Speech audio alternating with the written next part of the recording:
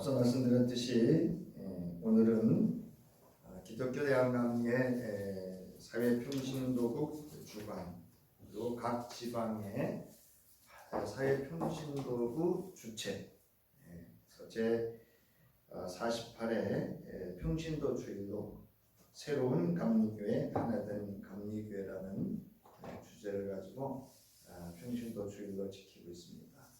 그래서 앞서 지난주 월요일부터 이 평신도 주일을 지키는 교회 중에서는 새벽에 감리에서 정해준 책자가 있습니다. 그 책자를 가지고 말씀도 전하고 기도하면서 감리회의 존 요한 웨슬레의 영성이죠.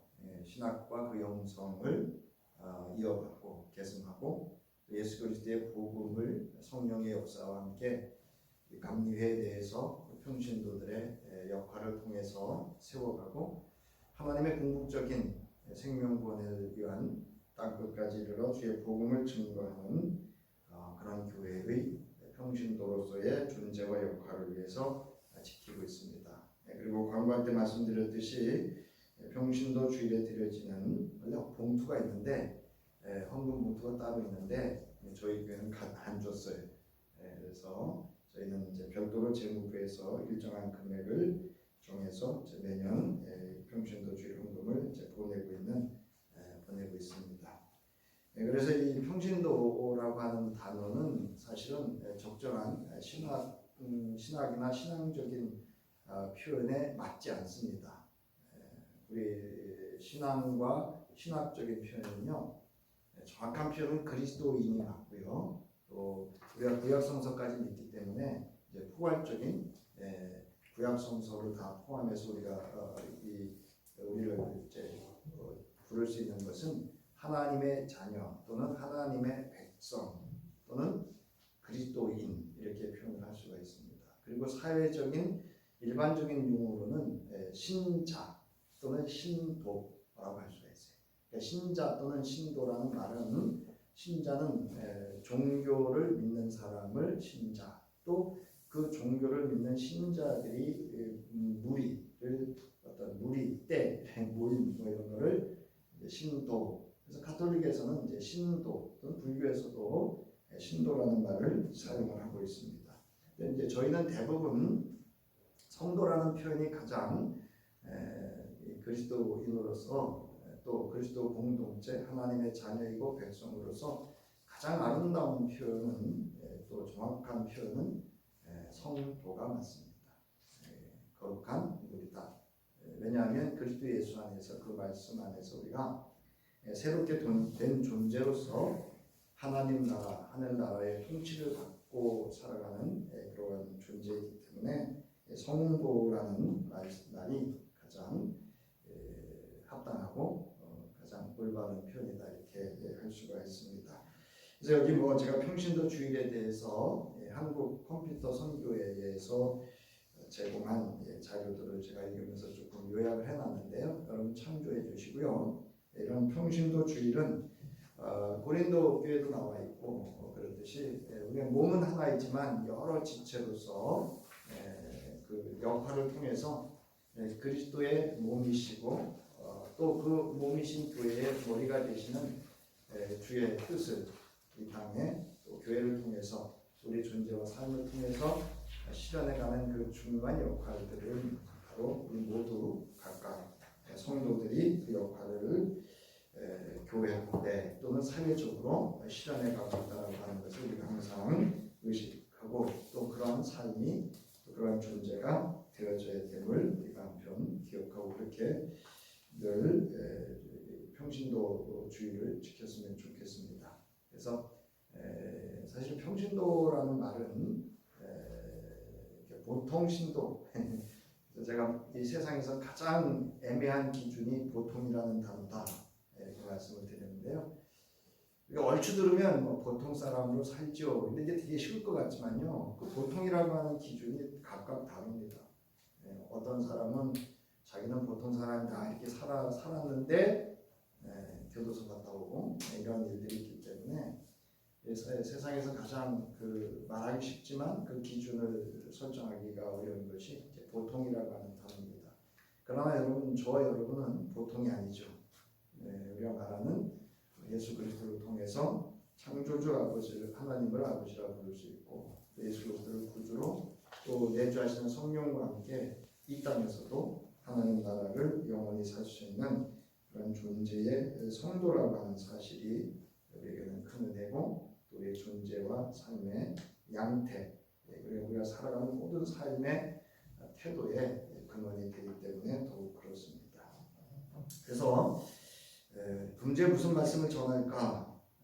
우리가 말씀을 나누면서 신앙과 삶을 돌이켜보고 또 세워갈까? 그렇다고 오늘 본문 말씀을 통해서 우리가 좀 말씀을 나누어 보면서 피차 은혜를 좀 받고 우리 신앙과 삶에 변화가 있었으면 좋겠다라는 설교자의 뜻이 있어서 오늘 본문을 택하게 됐습니다. 제가 가끔 말씀드린다마는 성서는요, 그 안에서 해석을 하고 있습니다. 그래서 사도행전 2장 42절의 말씀을 43절로부터 47절에서 보다 구체적으로 해석을 하고 있습니다. 그래서 그러면 이게 이제 2000년 전의 언어이기 때문에 그러면 우리가 이 언어를 어떻게 우리 삶, 신앙과 삶에 오늘 적용할 것인가를 오늘 말씀을 통해서 적용해 보고자 합니다. 여러분들이 아시다시피 이 사도행전 2장은 이제 예수 그리스도의 부활과 40일 동안의 여정에 예수 그리스도를 만나고 경험하고 교제했던 그들이 이제 부활하신 40일을 그 여정을 마치시고 승천하신 예수 그리스도를 바라보시고 내가 본대로 다시 올 거라고 하시는 새 언약을 선포하시고 이제 예수께서 말씀하셨던 보혜사 성령을 기다리는 이들이 모여서 사실은 예루살렘에서 방문을 꼭꼭 잠그고 기도하고 있었습니다. 호련히 어느 날, 오순절이죠.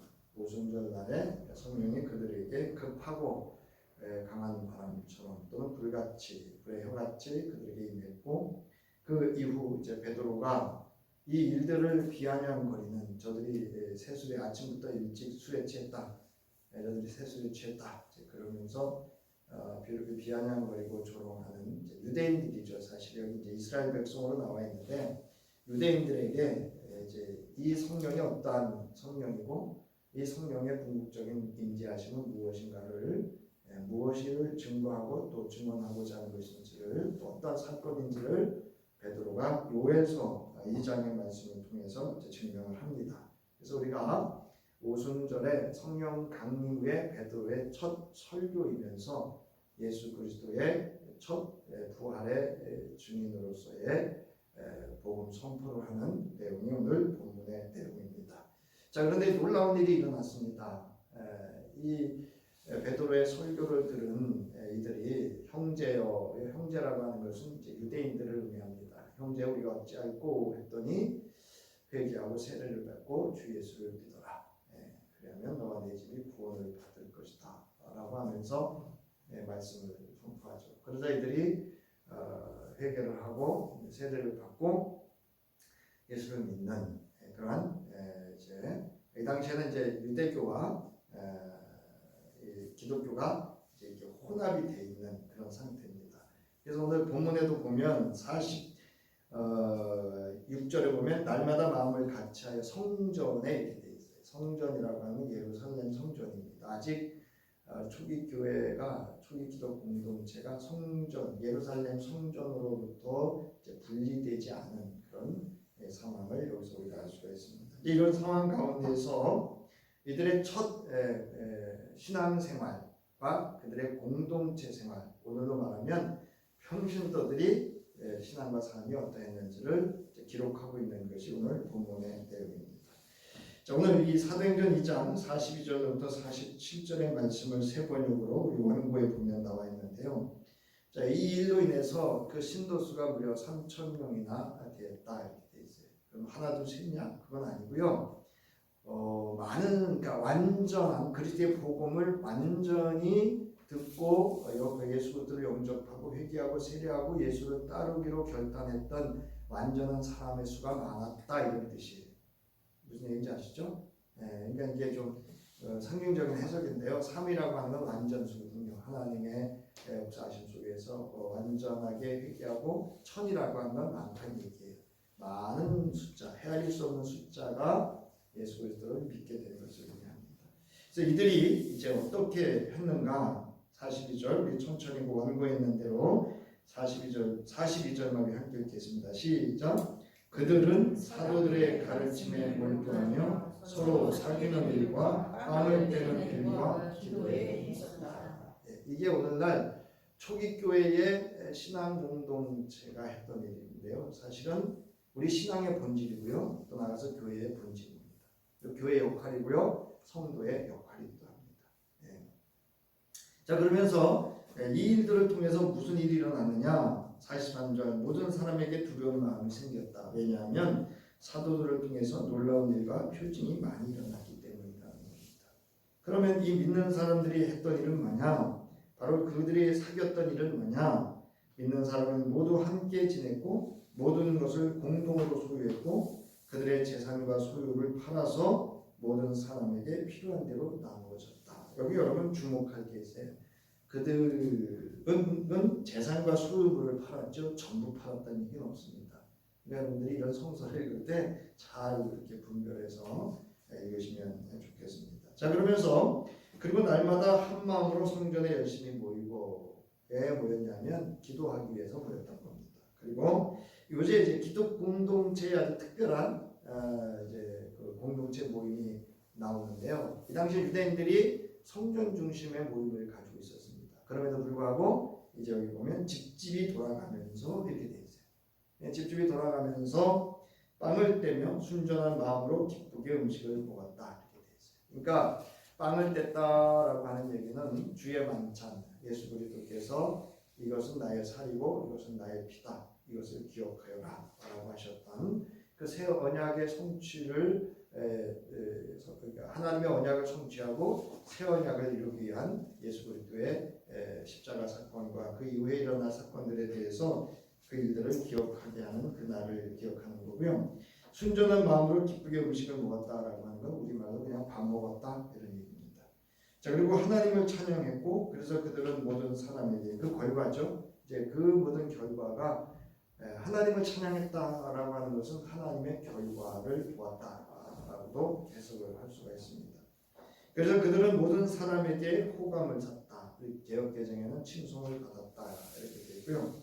이거를 지켜보신 주께서 구원받는 사람을 날마다 더하여 주셨다 이렇게 되어 있어요. 성령의 역사심이 교회를 통해서 나타났다라고 하는 것을 알 수가 있습니다. 자, 그러면 이 당시 평신도들은 어떻게 했느냐? 첫 번째, 사도들의 가르침을 받았습니다. 배우는 일에 힘썼습니다. 여러분, 아는 것이 힘이다. 아는 것만큼 보인다는 말이 있어요. 뭐 요즘 AI 시대라고 하지만요, AI도 알아야 사용할 수 있어요. 그리고 그 AI가 주는 정보도요, 분별할 수 있어야 돼요. 아는 게 없으면 거기에 맹종할 수 있습니다. 그래서 여러분 그 이제 유튜브인가요? 뭐 그런 거 보실 때도요. 내가 관심 있는 것만 보면은요. 계속 그 알고리즘으로 그것만 뜹니다. 그러면 거기에 맹종될 수 있어요. 맹종. 그 반대편도 봐야 돼. 그러니까 아주 쉬운 예로 진보 보수가 있으면 진보에 대해서도 공부해야 되고요. 보수에 대해서도 공부해야 되고 진보가 뭔지 보수가 뭔지를 명확히 알고 진보와 보수가 어떻게 균형 있게 이 사회를 정치, 경제, 사회 이런 모든 분야에서 국가와 국민을 위해서 일할 수 있는가를 공부를 하셔야 돼요. 한쪽에만 빠져버리면 그냥 대적하는 적군이 되버려요. 그럼 같은 국민임에도 불구하고 갈등과 분쟁과 선동 이런 일들이 계속 끊임없이 사회를 혼란시키고 분열시킬 수 있는 그런 요소들이 될 수가 있습니다. 자, 그러면 여러분 이런 또 말이 있죠. 아는 것이 병이다. 이런 말도 부정적인 의미로 사용되는 말도 있습니다. 자, 그런데 사람은 아는 것만큼 듣고요. 아는 것만큼 믿습니다. 즉 아는 것만큼 하나님의 말씀이 들리고 아는 것만큼 예수를 믿고 성령의 역사를 경험할 수 있어요. 성령에 대해서 알아야 올바르게 알아야 여러분 성령의 능력과 역사도 내가 올바르게 경험할 수가 있습니다. 안 그러면요 무당 믿듯이 믿을 이런 분별력, 하나님에 대한 영적인 깊은 말씀, 성령이나 이런 일들에 대해서 또는 그 존재에 대해서 명확히 알지 못하면 우리가 사회적으로 또는 신앙적으로도 공동체 안에서도 혼란과 또 아는 게 오히려 병이 되는 그런 상황일 수도 있습니다. 호세아서 6장 1절로부터 말씀하시고 있습니다. 이제 주님께로 돌아가자. 하나님에 대해서 바로 한 거예요.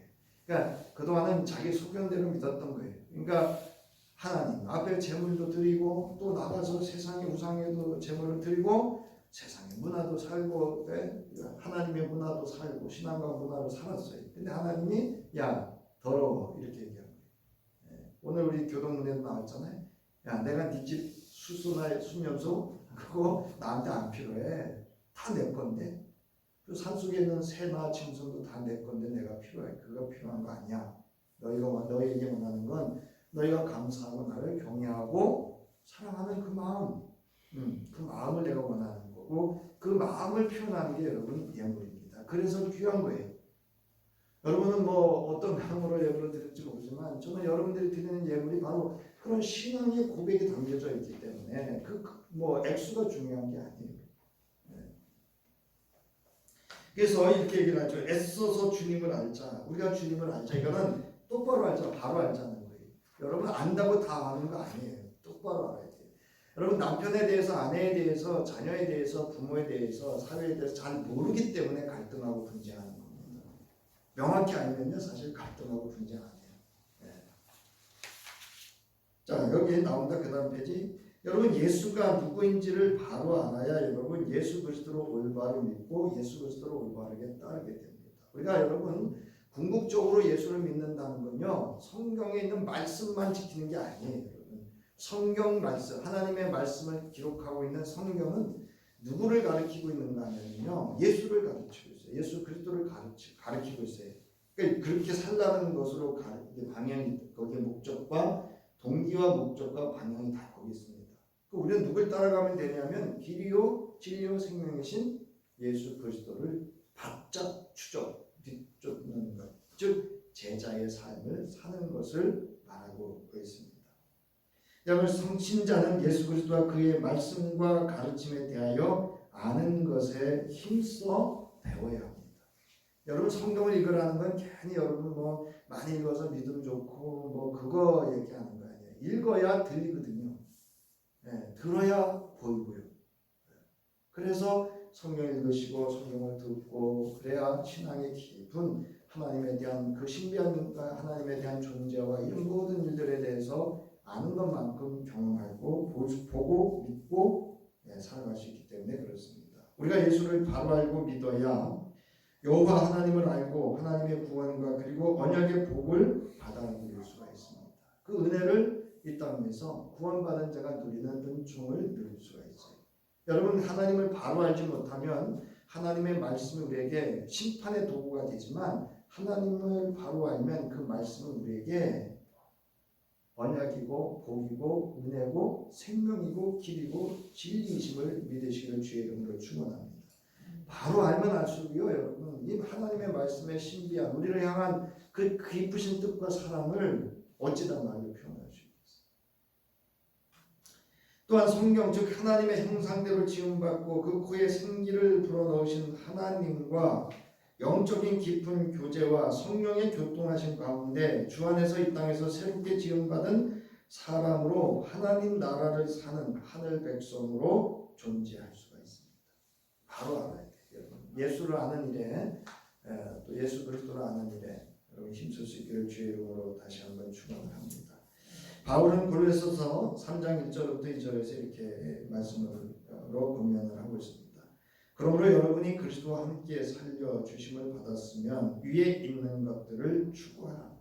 여기 이제 추구하다라고 하는 이 헬라어 제테오라고 하는 단어는요 탐구하다 이런 뜻이에요. 탐구하다.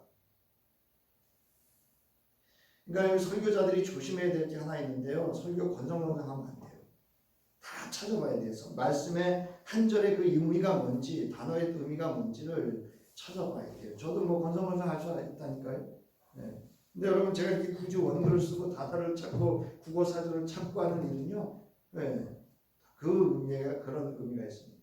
그 설교 원고에 성경이 전하고자 하는 그 본 메시지가 무엇인지를 명확히 바로 알고 전해야 됩니다. 그래서 여기 탐구라는 단어가 거기 나와 있죠. 사람이 진리나 학문을 더듬고 깊이 파고들어 연구한다. 그래서 이 지식을 탐구하는 것, 철학적이라고 하는 건 뭐냐면 물음이잖아요. 인생에 대한 물음. 여러분, 성경은요 구원에 이르는 하나님의 성령의 감동으로 기록된 하나님의 말씀입니다. 그러나 또 다른 측면으로 보면 인생의 물음에 답을 주는 철학이에요. 철학적. 여러분, 성서를 잘 읽으면 인생의 물음에 대한 우리들의 고민과 갈등과 이 모든 것에 대한 답이 성서에 있습니다. 자, 본문에서 초기 교회는 먼저 사도의 가르침을 받았다 이렇게 기록을 하고 있습니다. 여기서 가르치다라고 하는 것은 초기 기독교인들의 설교나 전도를 가리키는 말로 사용되고 있는데, 사도의 가르침, 주의 가르침 뭐 이런 표현들은요 궁극적으로는 예수 그리스도를 바로 아는 데 있었습니다. 여러분, 예수 그리스도를 바로 알아야 순교도 할 수 있어요. 여러분, 그 스테반 집사가 돌에 맞아 죽으면서 그 영안이 열리잖아. 하느님 보좌 우편에 계시는 예수 그리스도를 볼 수 있었잖아요. 여러분, 예수 그리스도를 명확히 분명히 알았기 때문에 우리는 다시 오시는 예수에 대해서 별로 좀 망각하고 있잖아요. 주님이 어디 계시냐고 물으면 내 안에 있다고 그러시잖아요. 여러분, 내 안에 계신 이는 누구죠? 따라서 성령. 여러분, 성령이고요. 주님은 어디 계시다고 그래요? 지금 하나님 보좌 우편에서 우리의 중보가 되어 주신다. 여러분, 사도의 가르침은 베드로의 설교에서 잘 보여주고 있습니다. 하나님의 복음이신 예수 그리스도의 말씀과 사역을 기반으로 하는 교훈이나 교리를 전달하는 것을 의미합니다. 교훈, 가르쳐서 깨우치는 거고요. 가르쳐서 지키게 하는 게 교훈과 윤리입니다. 근데 요즘 신자들이 교훈 안 받으려고 그러죠. 윤리 불편하죠. 교훈이라고 하는 건 뭐냐면, 여러분 이제 상담하는 분들이 이야기하잖아요. 되는 것과 안 되는 것을 명확히 가르치고 분별할 수 하게 하는 것이 교훈이다 이렇게 얘기를 하죠. 윤리라고 하는 건 이 상황에서 어떤 상황에서 기본적으로 상식적으로 이거는 어떻게 행동하고 말하고 지켜야 되는지를 가르치고 그렇게 행할 수 하는 게 윤리 아닙니까? 상식선에서 이루어지는 일들이 윤리예요. 초기 교회 신자들, 성도들은 사도들로부터 가르침을 받았습니다. 그 배운 내용을 배우는 사람으로서 실천했습니다. 여러분, 가르침을 받다, 배운다라고 하는 것은요, 그거를 그대로 행할 때 그게 배우는 거예요. 그러니까 여러분, 예습도 중요하지만 정말 중요한 것은 복습입니다. 이처럼 초기 교회 신자들은 모이면 사도의 가르침을 배우는데 설렁설렁하지 않았어요. 어떻게 했다고 그랬냐면 전혀 힘썼다 이렇게 기록하고 있습니다. 여기서 전혀 힘썼다라고 하는 것은 지속적으로 행해지는 노력이나 부지런함을 강조하고 연결되어 끊이지 않고 반복되는 모습을 아주 강하게 표현하고 있습니다. 왜냐하면 제가 성서는 왜 기록됐다고 말씀드렸죠? 초기 교회 공동체의 어떤 이슈나 아니면 교회의 본질과 역할을 위해서 필요해서 성서를 기록했다. 신약 성서를 기록했다는 말씀을 드렸어요. 그러니까 이 당시 초기 교회 성도들에게 필요했던 건 뭐냐? 예수 그리스도에 대한 사도의 가르침을 받는데 전혀 힘쓰는 데 있었습니다. 여러분, 예수 그리스도를 바로 알아야 기도도 하고요, 나누기도 하고요, 뭘 하는 거지. 예수 그리스도를 바로 알지 않고 나누고 섬기고 기도한들 결국 나중엔 뭐예요? 내전하면 되잖아요. 그래서 시험 들잖아요. 여러분, 신명기 6장 1절부터 9절 여러분 잘 아는 내용입니다. 이것은 다음 페이지 5페이지. 이것은 주 당신들의 하나님이 당신들에게 가르치라고 나에게 명하신 명령과 규례와 법도라. 가르친다는 얘기는 여러분 단순히 전달하는 데 의미 있지 않습니다.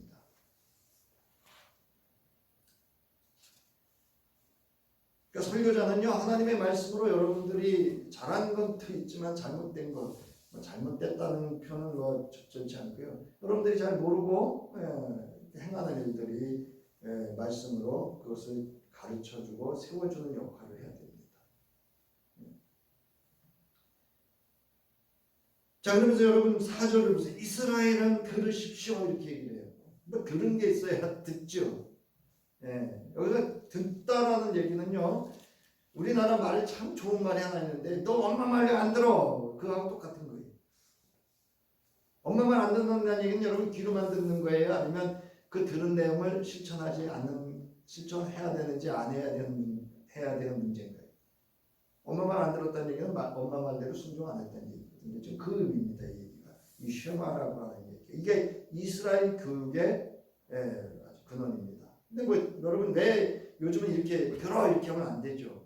요즘 찾아 이렇게 얘기를 해요.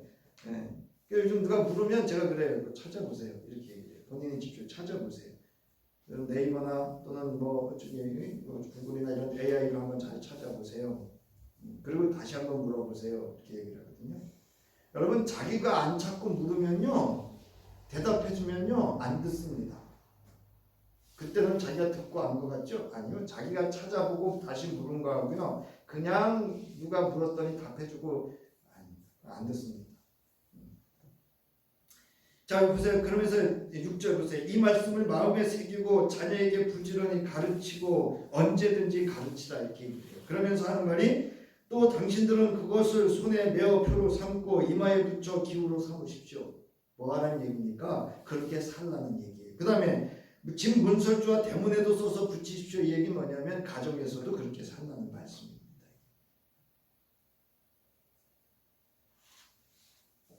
자, 바울은 그의 제자인 디모데를 디모데후서 3장 14절부터 17절에서 이와 같이 가르칩니다. 우리 14절 함께 읽겠습니다. 시작. 그러나 그대는 그대가 배워서 굳게 믿는 그 진리 안에 머무십시오. 그대는 그것을 누구에게서 배웠는지를 알고 있습니다.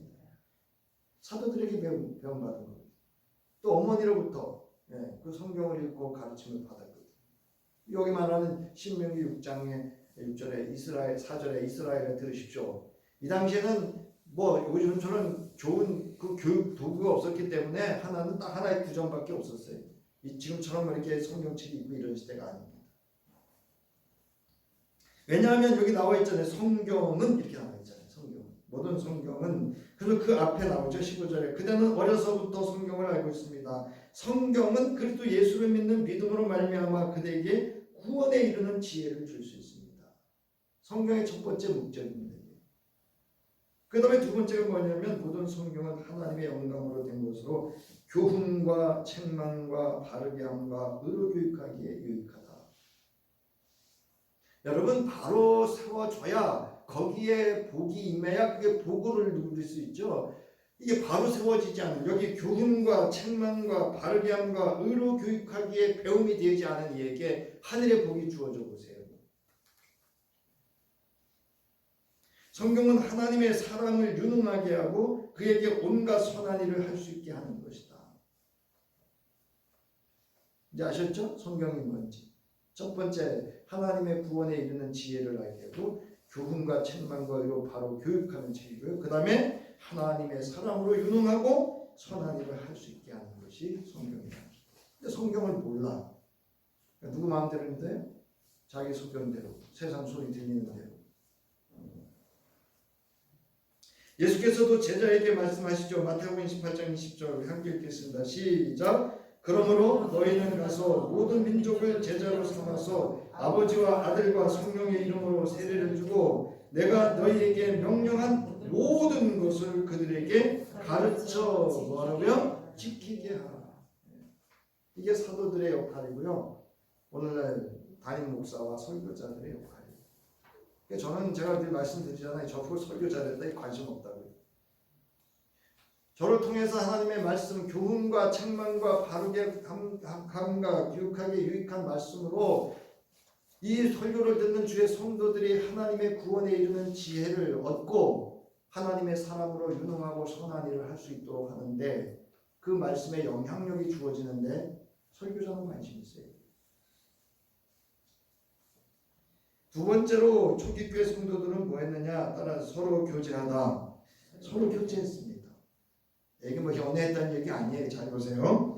자, 42절에는 서로 교제했다. 그래서 44절과 45절에 설명하는데요. 믿는 사람은 모두 함께 지냈고 모든 것을 공동으로 소유하였습니다. 그들은 재산과 소유물을 팔아서 모든 사람에게 필요한 대로 나누어 줬습니다. 여러분 함께 살았다니까 무슨 어디 산에 집 짓고 살았어요? 아닙니다. 여러분 성경을 자세히 보세요. 어떻게 살았어요? 서로 집을 돌아가면서 각자 집은 있어요. 근데 모일 때는 한 곳에 이게 성전입니다. 사실. 뭐 오늘날 교회하고도 이렇게 할 수가 있습니다. 여기서 교제라고 하는 것은 함께 나누는 거예요. 함께 나눈다는 건 서로 나누는 거예요. 맨날 퍼오는 사람만 퍼온다는 얘기 아닙니다, 여러분. 그래서 제가 말씀드리잖아요. 뭐 교회에서 오해하지 마세요. 저희 교회는 규모가 적기 때문에 뭐 충분히 음식 반찬 나누면 나누어 가셔야 되죠. 근데 큰 교회 제가 이제 부목사로 있을 때 꼭 그분은 식사하고 나면 두 분인데 권사님이 꼭 와서 그 식당 주방에 와서 달라는 거예요. 아직 지금 식사가 배분되고 있는 중에. 그러니까 이제 지혜로운 권사님, 그 여성교 회장님이 아예 이제 보따리 싸놓으시는 거예요. 그 음식을 그만큼 더 해놓은. 그래놓고 아예 여기 있으니까 가져가 이렇게 하는 거예요. 여러분 그거 당신은 괜찮아요. 가져가는 거. 근데 그거 여러분 이쁘게 안 볼 수 있거든. 사람이거든. 뒤에서 말하거든. 우리 교 아닙니다. 이건 진짜 저기 하는 거 아니에요.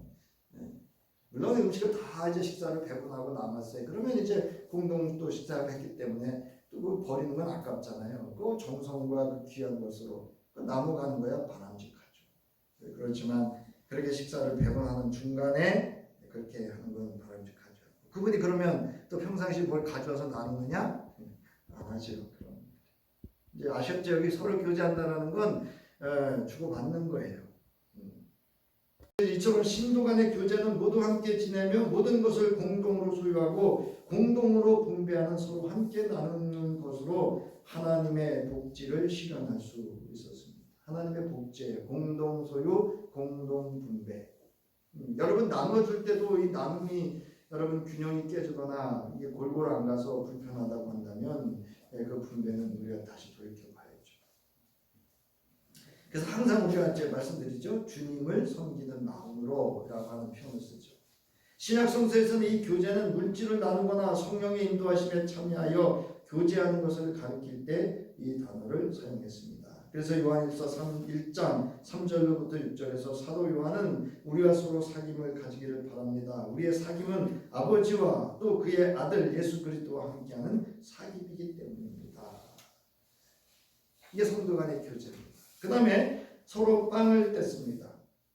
여기서 빵을 뗐다라고 하는 건 집이 돌아가면서 빵을 떼며 순전한 마음으로 기쁘게 음식을 먹었다는 얘기예요. 그래서 초기 교회 신도들은 모일 때마다 주의 만찬을 통해서 예수 그리스도의 대속적 죽음을 기념했고요. 예수 그리스도의 가르침을 상고했습니다. 대세김질을 하면서 어떻게 하면 오늘 말로 예수 잘 믿어볼까? 예수를 잘 따라 살까? 이거에 대한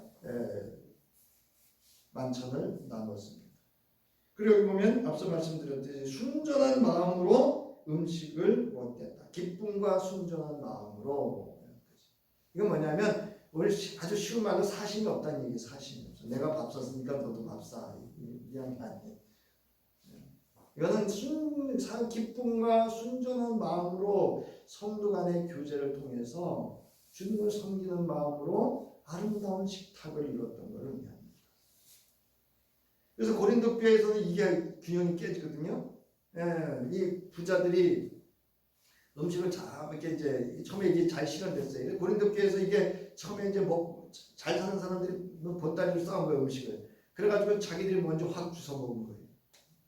그러니까 이제 일꾼들, 뭐 노예로 살거나 이런 사람들이 늦게 왔어요. 늦게 와서 보니까 이게 앞서서 다 먹었거든요. 그래가지고 이제 문제가 된 거예요. 고린도 교회가 갈등이 있었던 거예요. 그래서 바울이 얘기하는 거예요. 어떻게 주의 만찬을 그렇게 하시냐. 그래서 여러분 주의 만찬은 동일한 주의 만찬의 은혜를 나눌 수 있어야 되고요. 공동식사도 마찬가지입니다. 자, 그 다음에 기도에 힘썼습니다.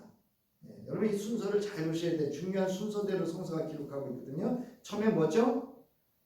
배웠다. 그죠? 두 번째는 교제했다. 세 번째는 빵을 뗐다. 이게 아주 중요한 순서입니다. 그다음에 마지막으로 기도에 힘썼다. 자, 그리고 날마다 한 마음으로 성전에 열심히 모였다. 그리고 하나님을 찬양했다. 이렇게 되어 있죠. 기도에 응답을 받았는데 두 마음을 품었어요? 한 마음이었어요? 네? 여기 한이라고 하는 마음은 동일하다 이런 뜻이에요. 같은 마음, 같은 뜻, 같은 주, 같은 결과. 그러게요. 자, 그러자 놀라운 일이 일어난 것은 여기 나오죠? 2장 47절에 또 온 백성에게 친송을 받으니 이렇게 되어 있어요. 여러분 이 성서가 말씀을 잘 보셔야 되는데요. 여기 40절에는 믿는 사람들이 이렇게 나와 있어요. 믿는 사람들은요 기독교인들을 말합니다. 근데 여기 온 백성은 누구냐면 이스라엘 사람들이에요. 당시 유대 백성들. 주로 유대 백성들이죠. 유대인들이죠. 온 백성에게 칭송을 받았다. 호감을 얻었다. 오늘 아침에도 아내하고 이제 어제 청정년 우리 동부연의 청정년 선교연합회가 평창 대화면에서 한마음 체육잔치 명랑운동회가 있었거든요. 뭐 바람은 선선한데 아주 태양은 얼마나 뜨거운지 모르겠어요. 그런데 그 팡팡이라고 하는 그 전문 업체가 와서 이제 놀이를 하는데요. 애나 어른이나 거기 또 이렇게 하니까 또 홀라당 빠져가지고 아주 신나게 놀더라고요. 보면서 참 흐뭇했어요. 일단 뭐 청장년인 보는 그 마음도 흐뭇했고 손주 손녀 같은 아이들이 막 거기서 노는 모습, 애들 소리, 그 산골짜기에서 아주 청명한 하늘 아래서 이렇게 아이들 노는 거 보면서 마음이 참 좋았는데 어느 교회가 우리 지방에 어느 교회가요. 교회가 이제 이렇게 은퇴하시고 나가시면서 청장년들이 교회를 떠나요. 그래서 이제 각 지방마다 이제 청장년이 모이는 교회가 그렇게 많지 않잖아요. 그래서 이번에 제가 이제 경험한 거는 강사들이 좀 관심을 가져야 되겠다. 그래서 청장년 활동을 좀 활성화시켜야 되겠다. 이런 생각을 이제 하면서 우리 사회평신도부 총무님한테도 청장년연합회 지원을 좀 잘해달라 이렇게 제가 좀 이제 말씀을 부탁하고 있는데요. 그래서 제가 말씀드렸어요. 그 교회가 청장년부가 행복되기는 결코 쉽지 않을 거다. 여러분 교회가 한번 좋지 않은 소문이 나잖아요. 그거를 회복하는 게 엄청 힘듭니다. 쉽지 않습니다. 그래서 우리가 좋은 교회는 뭐냐? 이 지금 오늘 있었던 이 네 가지가 잘 실현되면서 이웃 사람들, 이웃 사회의 호감, 칭송을 받는 교회여야 합니다. 그럴 때 여기 나오잖아요. 주께서 날마다 그 구원의 수를 더해 주시다. 아무리 자기들끼리 믿음 좋아도요, 이웃과 사회의 칭송, 호감을 얻지 않으면 성령의 역사하심이 나타나지 않을 수도 있습니다.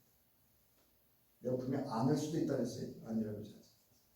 그러나 바람직한 오늘 초기교회 성도들의 모습은 한 마음으로 기도했습니다. 그리고 하나님을 찬양했을 때 그 유대인들, 이제 이후에는 이제 핍박자들이 되죠. 그래서 그러면서 이제 초기 교회 공동체가 열방을 향해서 흩어지고 초기 공동체가 예수 그리스도의 복음의 그 위에 아주 견고히 서가는 주님의 교회로 세워져 가는 일들이 일어나게 됩니다. 그래서 여러분 중요한 것은 기도하는 교회인데 어떤 교회요? 두 마음 한 마음 한 마음으로. 그래서 여러분 수요 3일 기도회나 또는 우리 오후 찬양 감사 예배 때 드릴 때 그 기도가요. 여러분 기도의 내용은 각기 다를지 모르지만 하나님 보실 때는 한 기도입니다. 그래서 그 교회의 기도의 역사와 능력이 아주 큽니다. 여기 제가 정리해놨습니다만은 기도는 내가 하지만 응답은 누가 하시죠? 네? 하나님이 하시는 거예요. 기도는 내가 하지만 그 응답, 그 결과는 하나님이 하시기 때문에 그 능력이 큰 겁니다. 내가 능력이 큰 거 아니에요, 여러분. 하나님, 전능하신 하나님의 응답이기 때문에 큰 겁니다. 자, 이제 보면 여기 나와 있죠. 그래서 사도들도 이걸 알았습니다. 그래서 사도행전 4장 31절에 그들이 기도를 마치니 베드로와 사도들이 핍박을 받고 공회에 잡혀서 있었고 돌아와서 그 이야기를 했을 때 교회가 기도했더니 이런 놀라운 성령의 역사가 일어났습니다. 그리고 사도들은 이렇게 말합니다. 우리는 기도하는 일과 말씀을 섬기고, 말씀을 섬기는 건 전도입니다. 말씀을 전하는 일에 전부 힘써야 되겠다 이렇게 얘기를 합니다. 이게 이제 초기 교회 평신도들의 역할입니다. 이 당시에는 뭐 사도니 장로니 집사니 이런 것들이 이렇게 계급이 수직 관계가 아니고요. 그냥 다 동일한 예수 그리스도 안에서 수평 관계입니다. 사실 오늘날도 목회자나 이 모든 관계가 수직 관계는 아니에요. 수평 관계지. 누구 앞에서? 그리스도 예수 앞에서. 그래서 그 직분과 직임을 서로 존중하고 우리가 말하는 위계 질서를 위해서 서로 존중하는 것뿐이지 하나님 보시기엔 다 동일한 역할들을 그 부르심에 합당한 존재와 그 역할을 해야 됨에 있다는 겁니다. 자, 이제 말씀을 마치면서 자, 이렇게 뭇 사람들에게 모든 백성 특별히 오직 하나님 한 분밖에 고백 안 했던 유다 백성들에게까지도 예수 그리스도가 그리스도라고 하는 것에 대한 깊은 호감과 칭송, 인정을 받으면서 예수께서 날마다 구원의 수를 더해주는, 여기 중요한 건 날마다입니다. 그러면 뭐 우리가 말하는 이렇게 날마다 이게 아니고요. 하나님의 살아 역사하심, 예수 그리스도의 능력에 나타나심, 그런 생명력을 드러내는 하나님의 지속적인 구원의 역사하심을 표현하고 있는 살아있는 기독 공동체를 말하고 있음을 의미합니다.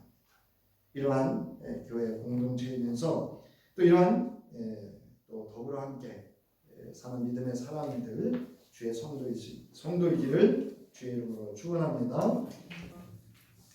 이제는 모든 주 만물을 창조하시고 하나님의 형상대로 사람을 지으시고 죄와 더불어 죽었던 저희들의 영혼을 살리기 위하여 하나님 아들 예수 그리스도를 이 땅에 보내주셔서 우리를 구원해 주신 하나님 아버지의 자비로우신 은혜와 기꺼이 십자가에 죽어주시고 장사된 지 사흘 만에 부활하시고 승천하셔서 오늘도 하나님 보좌 우편에서 다시 오실 그날을 기다리며 우리로 하여금 새 언약을 성취하게 하실 우리 주 예수 그리스도의 구속의 은혜와 성령께서 역사하셔서 교회의 머리가 되어주시고 능력이 되어주시고 복음과 생명이 되어주셨던 성령의 감동감의 역사 충만하시니 이제 각각 하나님의 부르심에 합당한 성도로서의 삶을 살아갈 때에 여호와를 힘써하는 배움을 또 그리스도의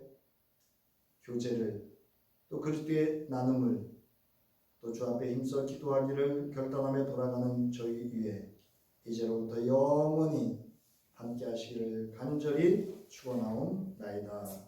아멘.